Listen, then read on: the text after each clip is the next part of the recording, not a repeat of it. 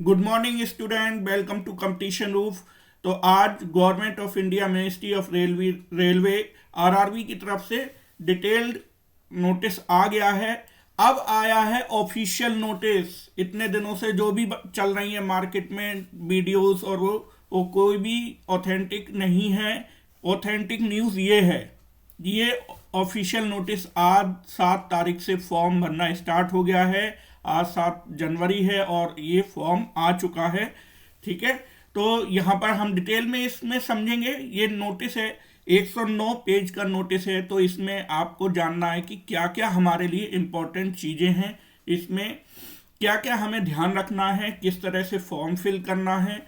तो वही सब चीज़ें आज हम डिटेल में यहाँ पर समझने जा रहे हैं।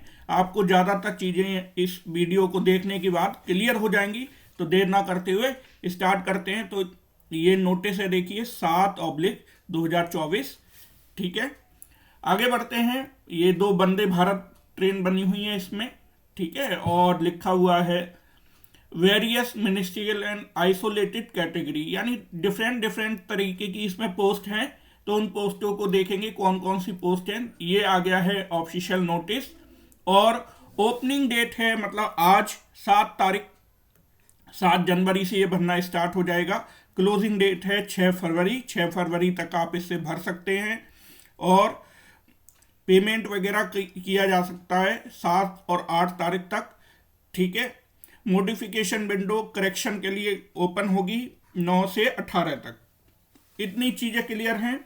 ठीक है, आगे बढ़ते हैं और देख लेते हैं और क्या क्या इंपॉर्टेंट चीज़ें हैं यहाँ पर। तो फ्रेंड्स, अगर आपने हमारे चैनल को सब्सक्राइब नहीं किया है तो चैनल को सब्सक्राइब कर लें और अपने फ्रेंड्स के साथ इस वीडियो को शेयर जरूर कर दें ताकि उनको भी इसका बेनिफिट मिले। और इसके साथ साथ अगर आपने हमारा ऐप डाउनलोड नहीं किया है तो ऐप भी डाउनलोड करना है, तो ऐप भी डाउनलोड जरूर कर लें। और बाकी क्या क्या इंपॉर्टेंट चीज़ें हैं, देखो ये तो है एग्जामिनेशन प्रोसेस क्या है। सीबीटी होगा, यहाँ पर देखो स्टेज ऑफ एग्जाम में देखेंगे कंप्यूटर बेस्ड टेस्ट होने जा रहा है। ठीक है, और कॉल लेटर वगैरह देख, ये सब चीज़ें। हाँ, जो इम्पोर्टेंट यहाँ पे पॉइंट है वो है कि इस एग्जाम में क्या है, निगेटिव मार्किंग है। निगेटिव मार्किंग कितनी है, 1/3 है। 1/3 का क्या मतलब है, सीधा सीधा 1/3 का ये मतलब है कि यदि आपके 3 क्वेश्चन गलत हो जाते हैं तो आपका एक सही क्वेश्चन क्या हो जाएगा, सही क्वेश्चन कट जाएगा।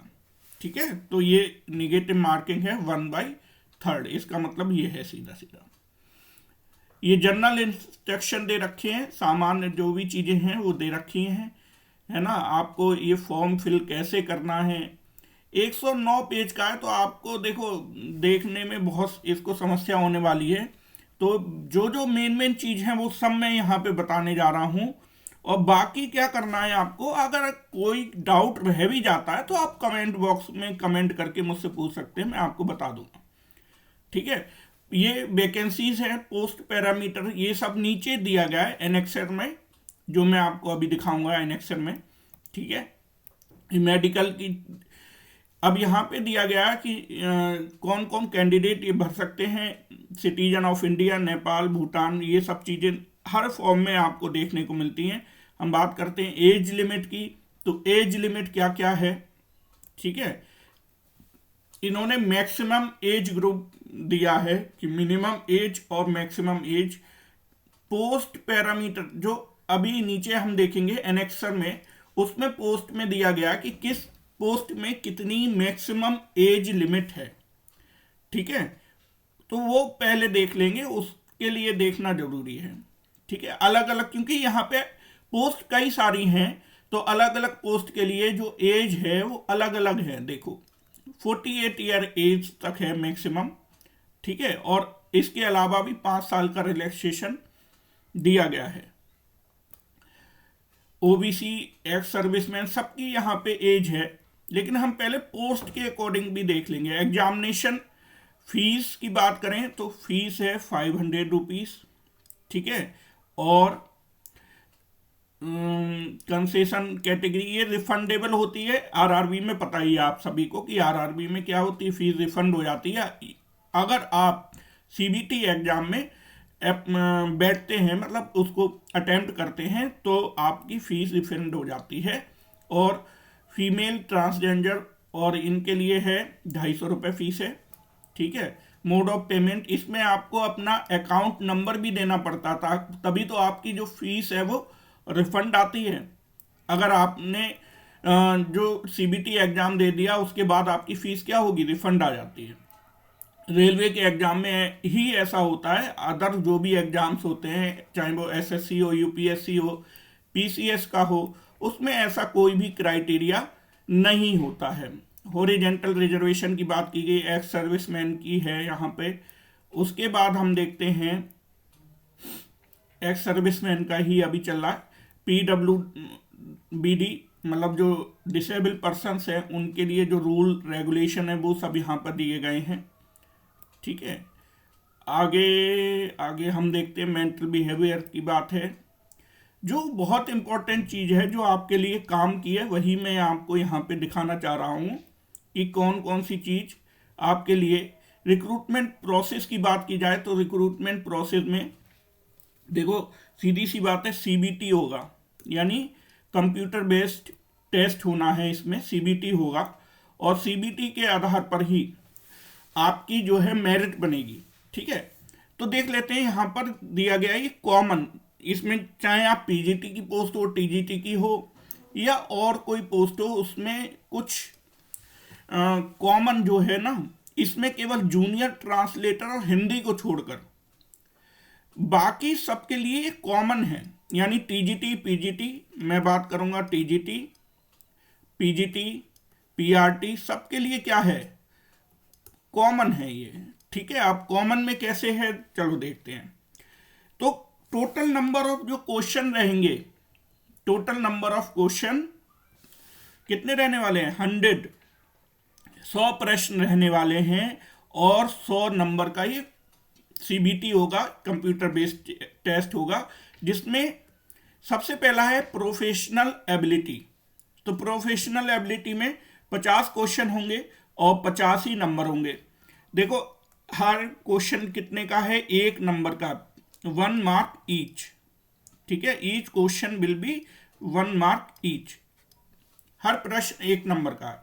जनरल अवेयरनेस के 15 प्रश्न होंगे, रीजनिंग के 15 प्रश्न होंगे, मैथमेटिक्स के 10 प्रश्न होंगे, और जनरल साइंस के भी 10 प्रश्न होंगे। इस तरह से कुल मिलाकर 100 प्रश्न आपके होने जा रहे हैं, और टोटल आपका 100 नंबर का सीबीटी होगा। यहाँ जो महत्वपूर्ण बात ध्यान रखने की वो ये है कि निगेटिव मार्किंग भी है, 1/3 mark shall be deducted from each wrong question. ठीक है। अब यहाँ पे इन्होंने कॉमन चीजें कुछ बताई हैं कि मैथ में क्या पूछा जाएगा, वही है जूनियर ट्रांसलेटर या हिंदी वाले को छोड़कर बाकी सभी पोस्टों के लिए कॉमन है। ठीक है। मैथमेटिक्स है, तो मैथ में क्या क्या है, number system, board mark, decimal, fraction, LCM, HCF, ratio, proportion, percentage, ये सारी चीजें आपकी को तैयार करनी है। और मैथ में क्वेश्चन कितने हैं, एक बार और देख लेते हैं। देखो, मैथ में क्वेश्चन कितने हैं, 10 क्वेश्चन के लिए आपको इतने सारे टॉपिक तैयार करने हैं। और जनरल साइंस के लिए भी 10 क्वेश्चन है, रीजनिंग के लिए 15 क्वेश्चन है, जनरल अवेयरनेस का पोर्शन ज़्यादा है, 15 क्वेश्चन है इसमें। और प्रोफेशनल एबिलिटी, मतलब अगर मैं बात करूं प्रोफेशनल एबिलिटी की, तो उसमें जैसे पीजीटी, टीजीटी है, तो उसमें जो एक तरह से वो पेडागोजी ही है, कोई आपको कुछ भी बताए कि ये है वो है, ऐसा नहीं है, उसमें पेडागोजी नहीं है पेडागोजी ही वो। Education of professional ability teaching वाले एग्जाम में वही है। ठीक है। तो मैथ हो गया, जनरल इंटेलिजेंस, रीजनिंग में आप देख सकते हो कोडिंग, डिकोडिंग है, रिलेशनशिप है, जो भी रीजनिंग के क्वेश्चन होते हैं उसी पे बेस्ड है। जनरल नॉलेज में करंट अफेयर्स है, ज्योग्राफी है, हिस्ट्री है, पॉलिटी है, इकोनॉमिक्स है, इन्वायरमेंटल इशू है, यही सब है। जनरल साइंस में फिजिक्स, केमिस्ट्री और बायो है। लाइफ साइंस बोल रखा है यहाँ पे, मतलब वो है क्या, बायोलॉजी ही है, ये biology up to 10th standard इन्होंने। ठीक है। तो मिनिमम परसेंटेज ऑफ मार्क्स है for eligibility in various community, ठीक है, 40% होना चाहिए, 40% ये है ना। तो ये मिनिमम परसेंटेज एक दिया गया है, हाँ, percentage of mark for eligibility, मतलब इतना परसेंट मार्क्स तो आपको लाना ही है, ठीक है। अब इसमें जूनियर ट्रांसलेटर और हिंदी के लिए दिया गया है कि क्या क्या चीजें होंगी, ठीक है। तो कंप्यूटर बेस्ड टेस्ट ही होगा, क्वेश्चन पेपर में इंग्लिश लैंग्वेज की नॉलेज और हिंदी की नॉलेज इसमें चेक की जाएगी आपकी, ठीक है। ये ट्रांसलेशन टेस्ट होता है, इनका अलग से होगा, ठीक है। आप देखो, अब इसमें एक चीज की, यहाँ जो पीजीटी और टीजीटी दे रहे हैं, या ये देखिए पीजीटी, टीजीटी, पीटीआई, ठीक है, इसमें क्या है, और पीआरटी, जैसे कि केवी में होता है, आपने देखा होगा, recruitment shall be done on basis of CBT और teaching skill test. Teaching skill जो टेस्ट है, टीचिंग स्किल टेस्ट है ये, इनका रेशियो 85 इंटू, यानी 85% आपके जो सीबीटी होगा उसका स्कोर रहेगा, 15% जो है आपका इंटरव्यू या टीचिंग स्किल टेस्ट जो भी आप बोल लें वो होगा, ठीक है। अब नीचे देखते हैं, देखो कुछ म्यूजिक टीचर वगैरह में थोड़ा सा डिफरेंस है, उनका रेशियो 60, 25 और 15 हो जाएगा। इसमें 3 चीजें हैं, सीबीटी है, परफॉर्मेंस टेस्ट है और स्किल टेस्ट है, ठीक है। ड्राइंग वालों से ड्राइंग बनवा के देखेंगे, वही चीज है, परफॉर्मेंस टेस्ट और टीचिंग स्किल टेस्ट। फिर डॉक्यूमेंट वेरिफिकेशन होगा आपका, ठीक है। नॉर्मलाइजेशन होगा, क्योंकि ऑनलाइन पेपर हो रहा है और आपको पता है कई शिफ्ट में होगा, कई दिनों में होगा, और डिपेंड करता है ये फॉर्म कितने ज़्यादा फिल किए जा रहे हैं। जितने फॉर्म फिल किए जाएंगे उसी हिसाब से डिफरेंट डिफरेंट उसमें डेट्स में होगा अगर पेपर, तो उसी हिसाब से नॉर्मलाइजेशन किया जाएगा। तो फॉर्म भरने का बाकी प्रोसेस दे रखा है, स्क्राइब के बारे में बता रखा है यहाँ पे, ठीक है।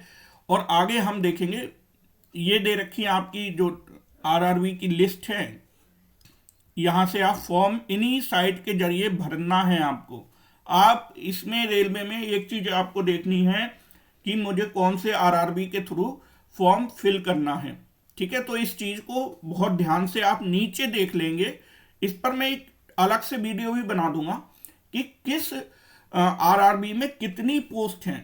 तो भाई पोस्टों का ध्यान रखना है और उसी हिसाब से आप जिस जहां कंफर्टेबल हों, अगर साउथ में नौकरी कर सकते हैं तो साउथ के लिए भर सकते हैं, नॉर्थ ईस्ट में कर सकते हैं तो नॉर्थ ईस्ट के लिए भर सकते हैं, ये सब आपके ऊपर डिपेंड करेगा। तो आरआरबी का जो चुनाव है वो बहुत ही ज्यादा ध्यान पूर्वक आपको करना है यहाँ पे, ठीक है। इसके लिए लेकिन अलग से वीडियो बनानी पड़ेगी, इसमें तो बहुत लंबा हो जाएगा, ठीक है। तो आपको फॉर्म फिल करना है, क्रिएट अकाउंट क्रिएट कर लेंगे आप अपना, है ना। देखो बहुत से जो हमारे ग्रामीण प्रदेश के बच्चे हैं वो तो कैफे वगैरह से भरवाते हैं फॉर्म, और जो लोग भर सकते हैं, कैपेबल हैं, वो खुद भी भर सकते हैं, ऐसा कोई बहुत बड़ी चीज है नहीं इसमें भरने में।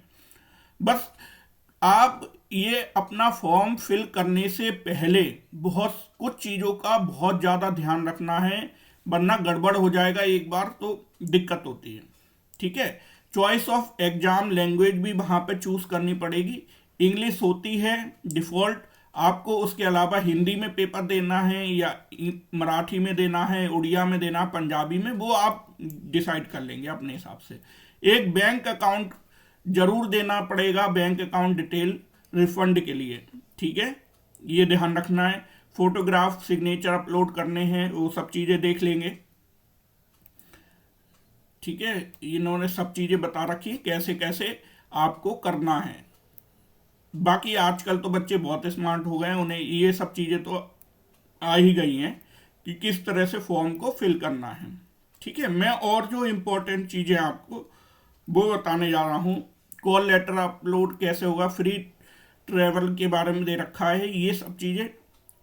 इसके अलावा जो इम्पोर्टेंट चीजें हैं वो आपकी नीचे दी गई हैं, हाँ देखो अभी आना स्टार्ट होगा, उसको देखते हैं हम, ठीक है, रेलवे बोर्ड्स के बारे में बताया गया है कौन सा बोर्ड। ये फॉर्मेट आ गए हैं। फॉर्मेट किस चीज़ों के हैं, SC ST OBC, इनके जो परफॉर्मा होते हैं वो परफॉर्मा यहाँ पे दिए गए हैं। उसके बाद हमारा सिलेबस आएगा, किस पोस्ट के लिए किस तरह से आपको तैयारी करनी है, एलिजिबिलिटी क्या क्या है।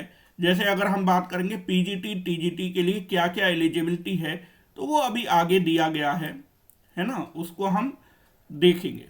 तो ये सारे सर्टिफिकेट ही हैं, अभी आगे आ जाते हैं।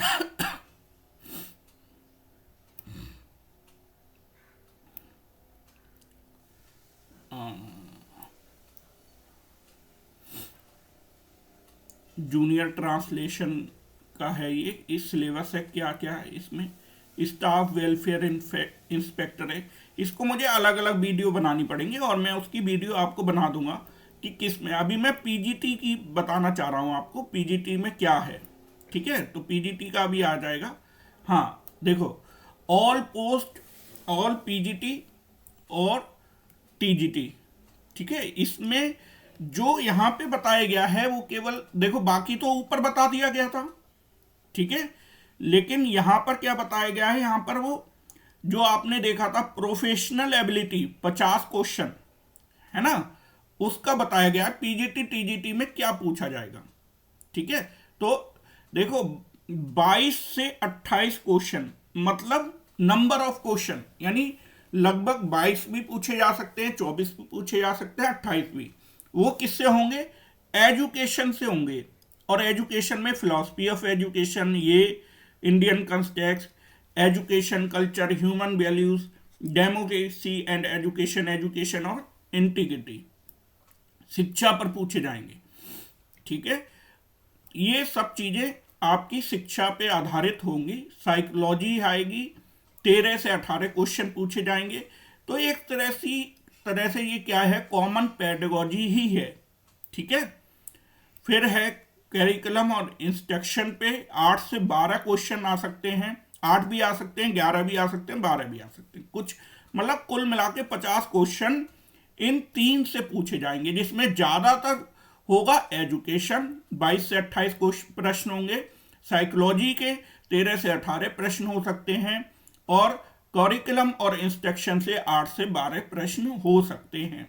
तो कुल मिलाकर प्रश्न इसमें कितने होंगे, 50 प्रश्न पूछे जाएंगे।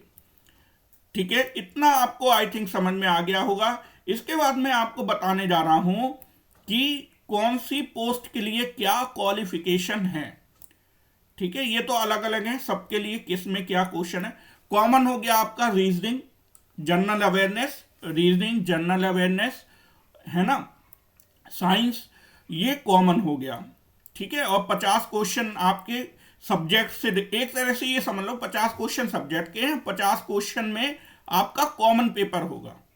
ठीक है, कॉमन पेपर, और जो PGT TG के लिए अलग है, PRT के लिए अलग है, हर पोस्ट के लिए उसमें अलग अलग पूछा गया ही है। ठीक है, हर चीज अलग अलग पूछी गई है। हाँ देखो, अब मैं आपको बताने जा रहा हूं कि यहां पर जो कॉमन चीजें हैं, एक मिनट,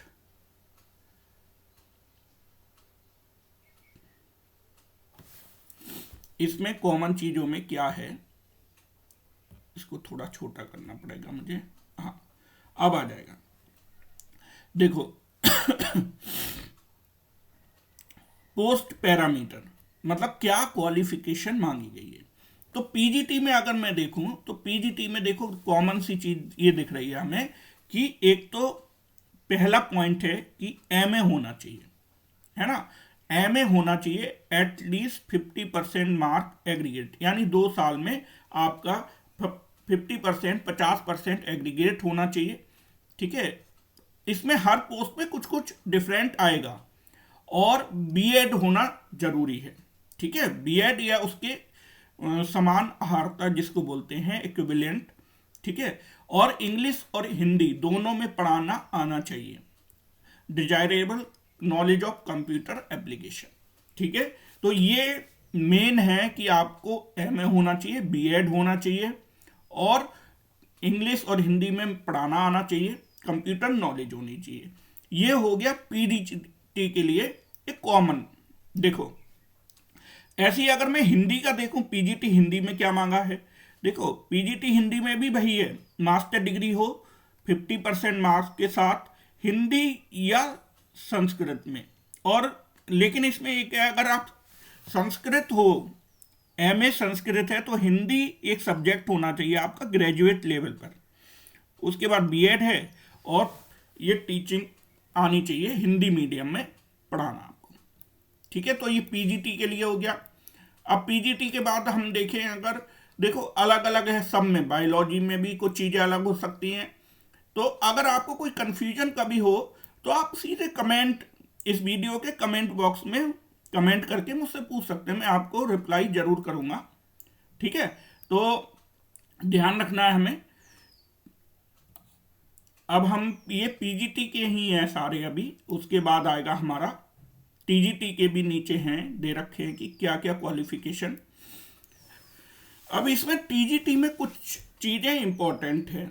जैसे इसमें क्या है, जैसे अगर पश्चिम बंगाल में कोई स्कूल है रेलवे के, तो वहाँ बंगाली मीडियम चलता है, तो वहाँ पर बंगाली आपको आनी चाहिए, ये बात आपको ध्यान रखनी है। कोई भी अगर आप टीजीटी की पोस्ट भर रहे हो, ठीक है, टीजीटी की पोस्ट भर रहे हैं, तो इसीलिए मैं कह रहा हूँ फॉर्म भरने से पहले आप इस नोटिस को, अपना जो सब्जेक्ट है उसको ध्यान से देख लें, तभी फॉर्म भरें, वरना आपको बहुत बाद में समस्या हो जाती है। अगर बाई चांस मान लो आपका सिलेक्शन हो ही गया और बाद में ये समझ में आया कि यार ये तो, इसके लिए तो मैं क्वालिफाई था ही नहीं, फिर बहुत ज़्यादा दिक्कत होती है। तो इसलिए आपको इन चीज़ों को ध्यान रखना होगा, और पोस्ट आपको देखनी पड़ेगी किस आरआरबी में किस तरह की पोस्ट है। वो पोस्ट मैं आपको नीचे यहाँ पे दिखाने जा रहा हूँ। ठीक है, तो इन चीज़ों का बहुत ध्यान रखना है, फॉर्म गड़बड़ बिल्कुल नहीं करना है। ठीक है, फॉर्म को गड़बड़ नहीं करना है, फॉर्म गड़बड़ हो गया तो आपकी मेहनत सारी बेकार चली जाएगी, क्योंकि ये कॉमन पोस्टें हैं, बहुत ज़्यादा इसमें पोस्टें हैं, उनमें आपको ध्यान रखना पड़ेगा किस पोस्ट में क्या एलिजिबिलिटी है, और कहाँ इंग्लिश मीडियम चल रहा है, कहाँ बंगाली मीडियम है, कहाँ और कोई मीडियम है। देखो प्राइमरी टीचर में भी ऐसी चीज़ यहाँ पे आपको देखने को मिल रही है कि प्राइमरी टीचर में बंगाली, तो बंगाली आपको आनी चाहिए, है ना। उसमें नीचे लिखा भी है स्पेशल एजुकेशन होती हैं, ये सब होना चाहिए।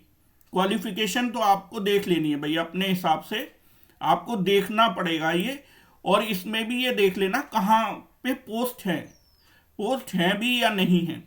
अब देखो ये आ गया है एनेक्सर बी, इसमें वैकेंसी की टेबल दी गई है, किस आरआरबी में किस सब्जेक्ट के लिए, किस पोस्ट के लिए कितनी पोस्टें हैं।